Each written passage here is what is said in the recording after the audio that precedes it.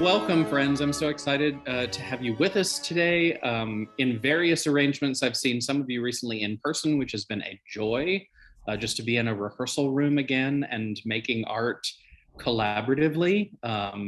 It's a lot more complicated now than it normally is, but it is still joyful, which I'm very appreciative for. So for those that are joining us, I want to introduce Maria Todaro, our stage director for The Anonymous Lover, Maestro Christopher Franklin, who is leading our orchestra, who's a familiar face here with the orchestra at Minnesota Opera, Harrison David Rivers, who has contributed a wonderful new text project. It's both a translation and a new script for the piece, which we're very proud of and so excited that we have that as a springboard for this production. And I just want to start, I think, by asking the three of you, maybe if you can remember where you were or what your thoughts were when you got a call from Minnesota Opera to say, we'd like you to join us, and we want you to work on this project called The Anonymous Lover. I'm curious, did you know anything about The Anonymous Lover? Did you know anything about Joseph Bologne? Where were you and what went through your mind? I mean, I certainly would love to say that I was speechless because being French and not knowing about a French, I did not know about this guy, and I was like, Joseph who, and what is it, and then your brain goes in.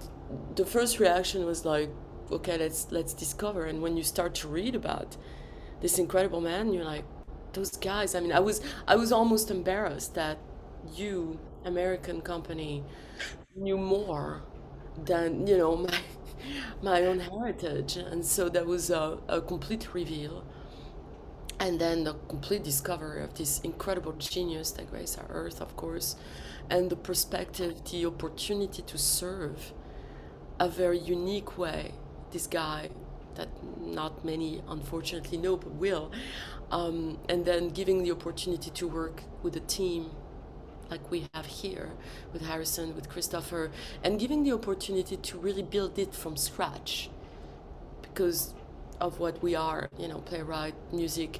We at all levels of all the components that make a good opera have been revisited for this particular one.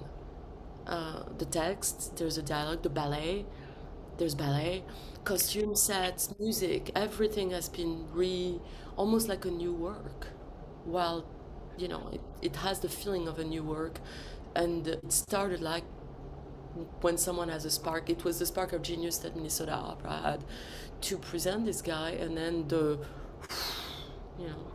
inspiration could not come. So that was my first reaction. I think your point about being in a new work is well taken, because it's a composer that, as a young violinist growing up, I think he is familiar to violinists to a certain extent, because he has written several violin concerti and like Sinfonia Concertante, which would be a solo concerto for viola and violin. So in fact, there's a friend of mine who lives in Italy who's working his way through the Bologna violin concerti. So I had heard a couple of them before, but I didn't know that he'd written an opera, and I don't think maybe many people did. I mean, in reading the notes of this critical edition, the piece was premiered in 1780. But this is the first, I know it was done in some other locations for maybe in a streaming or a concert performance, but this is certainly the first modern day premiere of a completely unknown opera by a composer who is maybe known but not famous in that sense. So yeah, it definitely feels like a premiere, because and working in rehearsal as well, you have the feeling, there are references to other works around there. There's moments of the Sopranos aria which feels a little bit like Fior di Ligi, for example. We were talking about that the other day, or other aspects of the piece as well. We have contemporary repertoire to go on, but this, we're forging the first sort of modern day performance practice of this piece, and that's what makes it doubly challenging, obviously, as well, also for the orchestra, but in terms of stage direction, in terms of finding the character. So yeah. So as in our industry, as we approach works that are more well known, that we've come to understand are part of our inherited body of work. Many times as an audience member, and even as a young student, before I really dug in, I didn't understand that when you go to see a piece by Mozart, for example, or Verdi, that those pieces have several iterations of when they were premiered, what alterations the composer and librettist may have made to make the piece stronger and make it speak to the audience where it was being delivered.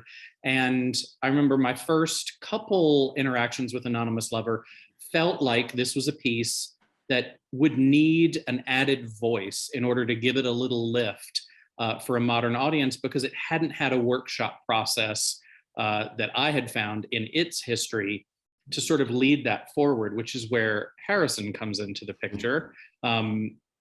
So I don't even remember, Harrison, when I called to talk to you about this, but I'm curious what your memory of that first conversation was about.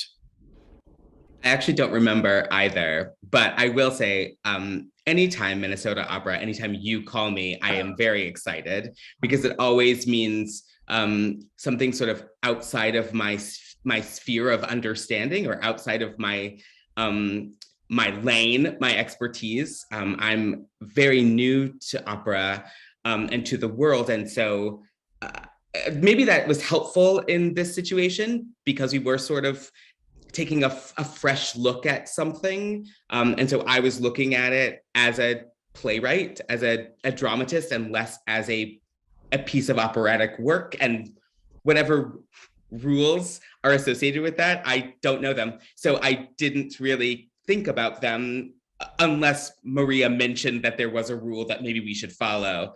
As far as Bologna is concerned, it's sort of funny. I had a meeting about a year ago with an actor named Kelvin Harrison Jr., who is, I think, last summer was actually making a film about Bologna, and he is playing Bologna. And so we had this meeting about something completely different, and he mentioned Bologna. So I had he was in my orbit from that conversation. And so when this happened, and when it turns out that this is an opera that he wrote, I was like, oh, I'm putting sort of the pieces together. I'm connecting A to B. So it wasn't my first time hearing of him, but it was my first time sort of having a deep interaction with his work.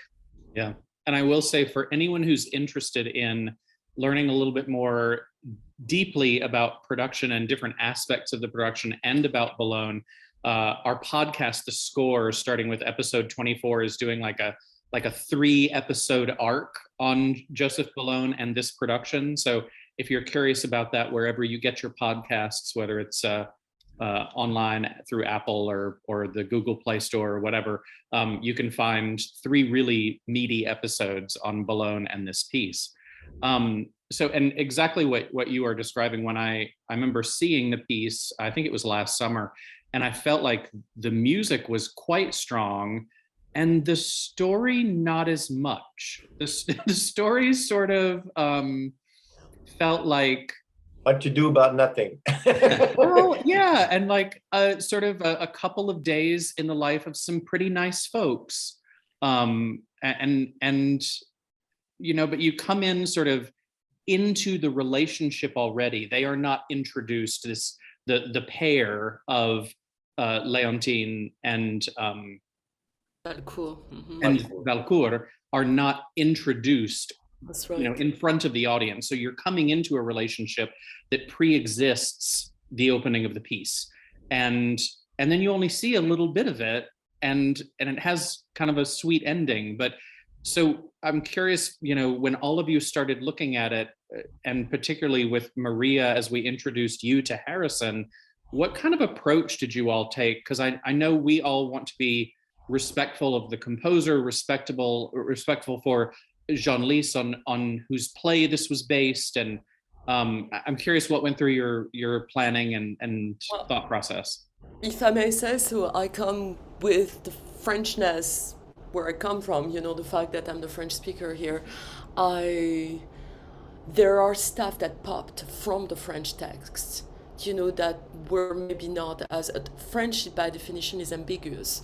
So with one word you can also have a fan of possibilities. And honestly, it's through reading the French text and with in mind exactly what you say, Ryan, the respect of the composer, because I think his life and who he is was so incredible that reinventing the wheel as of the production, where we'll set the production or the costume, the sets. This is why we opted for 18th century, and I'm not gonna say too much because the audience have to discover all this. There's a lot of surprise and wonderful, but there is let's say the production is really pointed to the composer and his life, right? This was the main inspiration. But so we didn't want to deviate too much because the whole pitch, the whole exchange we had with Minnesota Opera was like, let's celebrate this man. And then we're like, yeah, but the text is really, really light. And, and the story is, oh my gosh, not much. So, but rereading and really, I really tried to find, the little breach that would make us, and through the French, there was this ambiguity that with one tweak, and I was very nervous to change the one tweak. That what if Leontine, the character, was to be aware of who was the anonymous lover from the beginning. And then I submitted to you, Ryan, then we needed definitely Harrison to make sense in English of all that, because from the French to the English, there's like a mountain of subtleties and what works. I mean, my first translation to Harrison is like, no, no, not English. It was very helpful. It was very helpful, though. But not But well, I think where the French is subtle, where the French is ambiguous, where like that multitude of interpretations is beneficial in French, I think it's actually not beneficial in English. No, we learned that, yeah. Yeah. So Harrison brought the concision and the target to the idea of tweaking a tiny bit, and the tweak was mostly a blocking tweak, in my head. Then it became a real elegant work. Harrison had to make it work without pulling too much from the text. The exercise, Harrison, that you did there, and the exchange between the meaning of the French to how to bring it to our audience of today. It's not just any audience translate, it's the audience of today. How do we make it relevant for someone who, first of all, maybe never been to an opera, and now has, it's entertaining, it makes sense, I can relate, I can identify to those characters. That was Harrison genius. We work on but there was those two tweaks from the French text that, when I say two, is because we have also another layer, and I don't want to say it too much because I want also, we want the feedback of the audience. We want to see how it works, right? This is part of the process. Ryan, you were mentioning there's several alliteration of work, and maybe this is only one in the middle. Maybe there's going to be another one. Yep. And so that maybe we'll do or not. I'm already thinking about a few things that might be added to it, but so that's the text needed a little bit of a tweak, another look at, and I am convinced, and we try to be so respectful, and also we want our audience to discover, we want to invite the audience into a journey of the time period of the composer. It's, if we have to make them discover, like we discovered the same emotional impact we received when we heard about him, then we had to be as faithful as possible. Maria, don't you think also that this, sorry to interrupt you, but that this piece kind of fits into that sort of typical 18th century Zingspiel model, which is, all these dialogues, which were I'm not saying much ado about nothing, kind of as a farce, but the evening at this theater involved also a lot. I mean, this piece had a lot of ballet in it as well, which is definitely a very French aspect to later on grand opera, but then even opera in the day. So, and the fact that it was written maybe even for private theater, from what I understand, right, in the 1780s, something like that. So it was a private entertainment. And so for today's sort of operatic audience, we feel, like you say, somehow almost obliged to make, not obliged, but we feel strongly about making the responsibility. Yeah, the responsibility about the text. And there, perhaps maybe it was this lighthearted play, which was entertaining and like a divertissement in some way, shape, or form. And then came the music, like Ryan said, which is very strong. But it definitely fits into that sort of Zingspiel category. You know, think about the text for Magic Flute. Some of them we cut them today. It's oftentimes done in English. I mean, you know, it fits into that category, I would say, definitely. You're so right, Christopher. There's a name for it. It's the style galant. It's the gallant style, and that was meant to be light, as you said. That was meant to be entertaining. That was meant to be no angst, no drama, no, you know, and it's like, so it was. But this was an aesthetic, a very specific aesthetic of the time with the ballet, where everybody, and it was a private play because it was written for the Marquise de Montesson, who had a part, right? That was the character of Dorothy, would gave you, Christopher, some challenge with the additions. We that was meant for spoken character, and so all of a sudden we have opera singers. So you did something of brilliance. You added, we found some new music. We have our own little version of it that is really tight. Well, I will say, I yes to being faithful. I do feel like the piece is faithful to an extent, but I also feel like the original makers of this opera were in some ways vanguards, even if it's just because of who they were in a specific time period, making a thing that might have subscribed to rules of the day, but they didn't. And so I do feel like we also have and had a bit of freedom here to say, if these outsiders who were inside were making something today, what might they make? And so I do think that the ways in which we departed from the original are also sort of tips and nods to them and their sort of boundary pushing.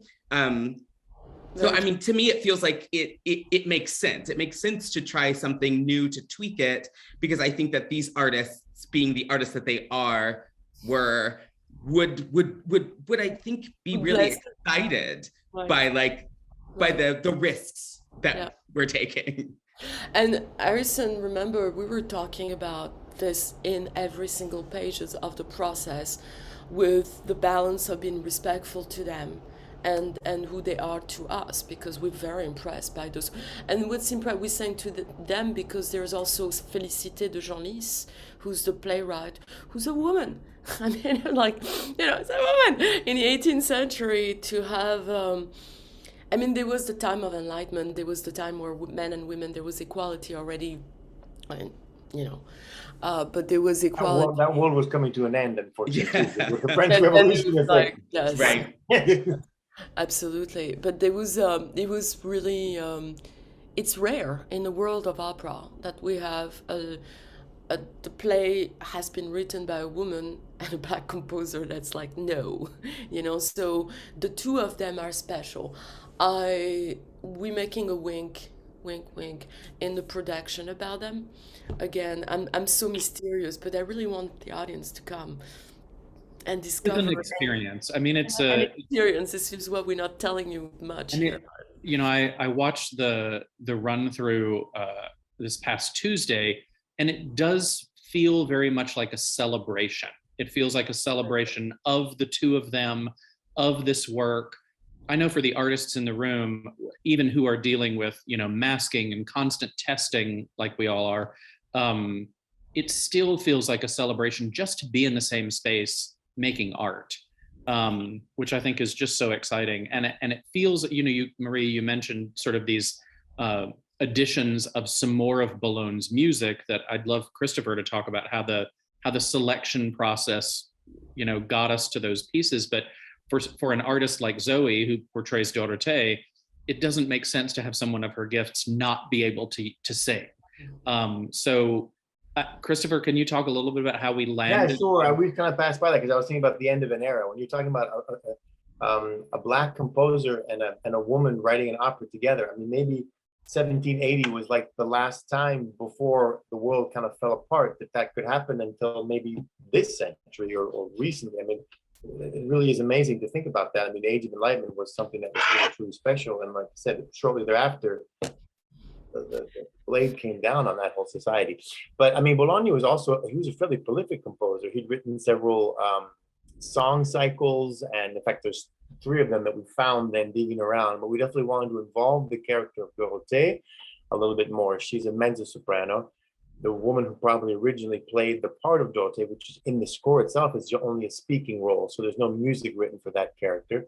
But we had this fabulous artist here in Minnesota, so we wanted to utilize her and take advantage of that. So there's a moment where in this sort of celebration, the wedding ceremony or ritual, we decided to insert a couple of songs, Bologne songs for her. One of them probably with harpsichord, and the other one maybe the orchestra. I mean, we're orchestrating his work. So we're staying faithful to, not inserting any music that's not from the composer's output, and to find pieces that would be suitable for her voice type as well. But it gives her, and then we've also written her into, maybe we shouldn't say that, but he will forgive us for that. There's a trio, which then we've written in a little vocal line for Dorothée, and it's now become a quartet. So, but it's done in a very tasteful way, and we have them all 4 singing, and so it's a wonderful way to flesh out her character a little bit more and to give her some added weight. Because in the dialogues, there is definitely her presence is felt, right? Because she's the sort of like the best friend of Leontine, but vocally, we didn't feel like she had quite enough to do, and so we took, like as Harrison said, artistic license with that, and I think Bologne will be happy. He will forgive us, looking down, smiling. He'll be happy that we're playing his opera as well, I'm sure. The text itself was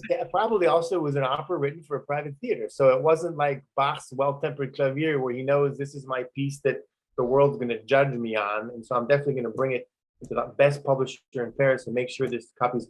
Maybe it was performed other times in his lifetime, but we don't know about that. I mean, maybe those documents will come to light later on. I mean, this score we're using was just published in 2020, I think, Brian, right? Opera ritrovata, which means rediscovered opera. So we did a little bit of tweaking in that, but kind of staying within 18th century performance practice style. So sort of fleshing out the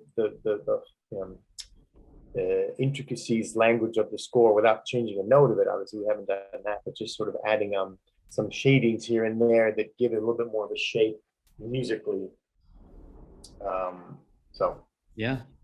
Do each of you, having worked on the piece and on this through this process, do each of you have a moment that you have that's been either an aha moment for you or a moment that you just really appreciate about the piece or the project? Do you have a favorite character? Do you have a favorite twist of the story? What comes to mind when you think about what you might take from this experience forward and remember fondly? It's a loaded question because, man, I think, again, discovering the composer has been a complete revelation to me. I mean, complete inspiration of great value for my own life. I mean, this guy did so much in his life. I got inspired to be also, to emulate, for myself. But then the collaborative work that went in the piece is something I want to base everything I do the same way. New work, old work, the reaches to put several brains together. Everybody had a little bit of spice into the soup, the collective soup of this. It has been there's been huge influence. Maestro Franklin, Harrison, of course, have been more hands-on in the transformation, in the shaping of this. Our choreographer.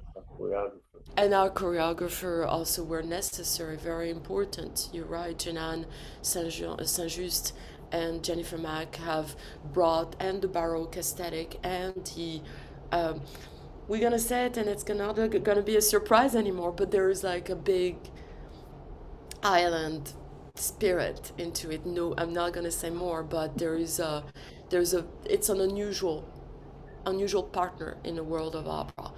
With Jenan Saint-Just, we had an unusual partner for the world of opera, but necessary in the context we painting. So this collaborative energy has been remarkable, like it is for new work. I mean, it's Yeah, not. but sometimes, but you're right about that, but normally too many cooks or too many leaders in a room, it can sometimes get. But I think a piece like this had to have someone like Harrison who was going to fine tune the English text, someone like you who's going to have all these brilliant outside ideas, and then the musical side of things that would be.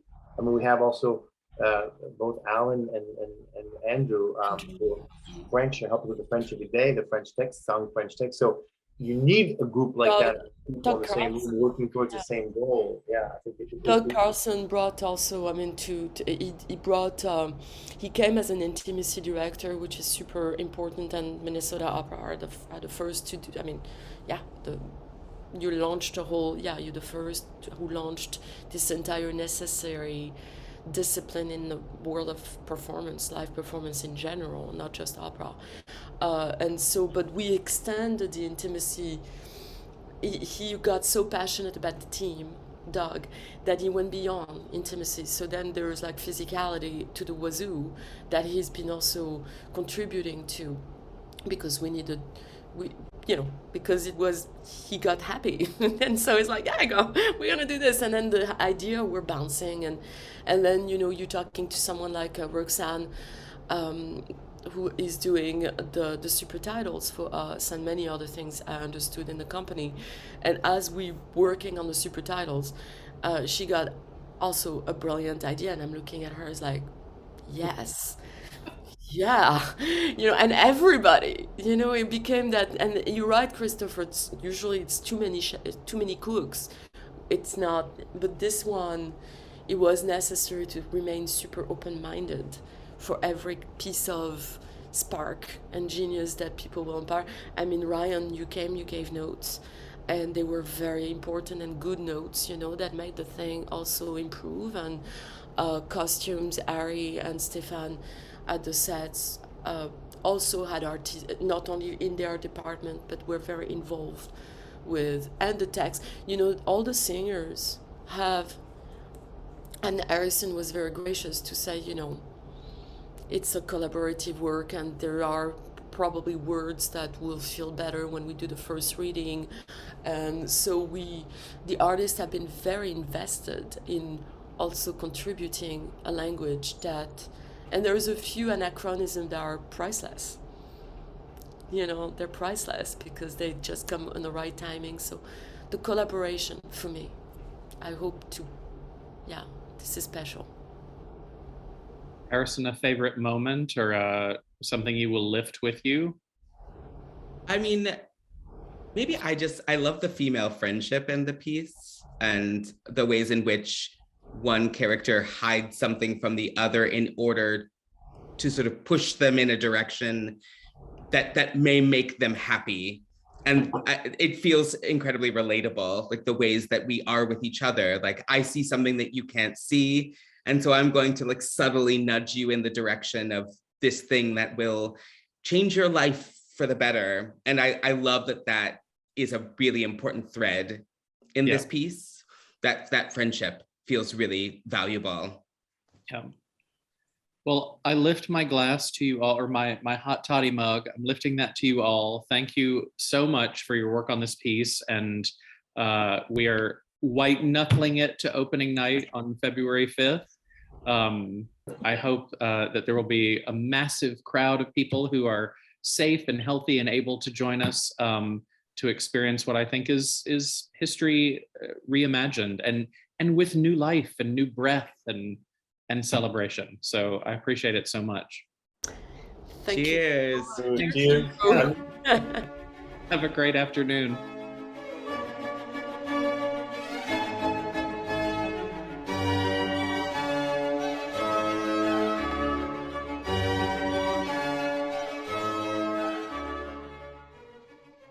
Harrison, are you here on the 5th? No. You ever gonna see that thing? I am. I'm gonna see whatever the final dress rehearsal. The third. Yes. Okay. I will be there for that. I'm very, very Great. excited. Great. It'd be interesting to see what you. But, have you seen any of the thing on Zoom? Not yet, right? Okay. So I'm saving it all. I just want to have a whole experience. I want to sort of be like, I know, right? Like I'm gonna be the loud one in the audience, like maybe responding not like opera audiences respond. I'm gonna be like, I love it. yes, oh no, like, I like love shut it. up. And me, instead of looking at the show, I'd be looking at Harrison the whole time. That's what opera should be. It should be like a visceral response to the drama, the music. I mean, today that we've channeled in like this sort of, we feel like we're hemmed into this reaction. I think, Harrison, you should go for it, man. You should tell people exactly what you think. I mean, I think that's very healthy. That's what we want. That's what the opera audience should be in any. I think it was once upon a time, and we've gotten a little bit away from that. I think maybe we'll hopefully get back to